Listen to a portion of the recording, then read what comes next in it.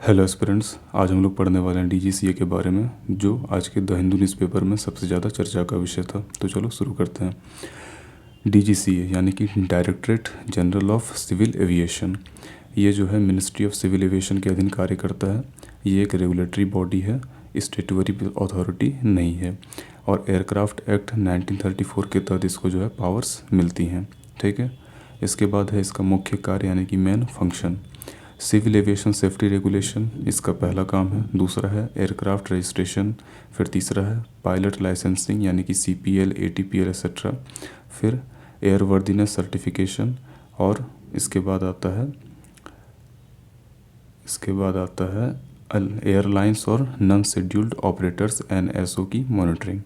फिर है flight safety audits. फिर है flight duty time limitations FDTL enforcement. और उसके बाद है एक्सीडेंट इन्वेस्टिगेशन, जो है पहले DGCA ही करता था, लेकिन अब ये जो कार्य है ये एयरक्राफ्ट एक्सीडेंट इन्वेस्टिगेशन ब्यूरो यानी कि AAIB को सौंप दिया गया है। ठीक। फिर इसके बाद आते हैं DGCA भारत का जो है वो प्राइमरी सिविल एविएशन रेगुलेटर है। ठीक है। यानी कि ये ICAO international civil aviation organisation standards के अनुसार सेफ्टी नॉर्म्स इम्प्लीमेंट करता है। फिर CAR सिविल एविएशन रिक्वायरमेंट्स जारी करता है। ये बाइंडिंग गाइडलाइंस होती हैं यानी कि इनको मानना होता है।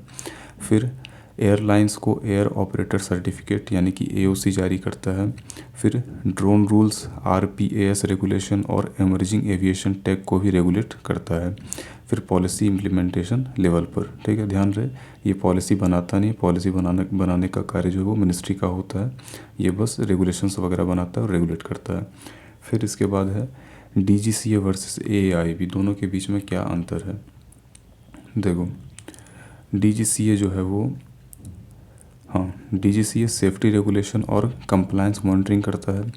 AAIB जो है वो एयरक्राफ्ट एक्सीडेंट इन्वेस्टिगेशन करता है और एक इंडिपेंडेंट इन्वेस्टिगेशन बॉडी है AAIB। ठीक है।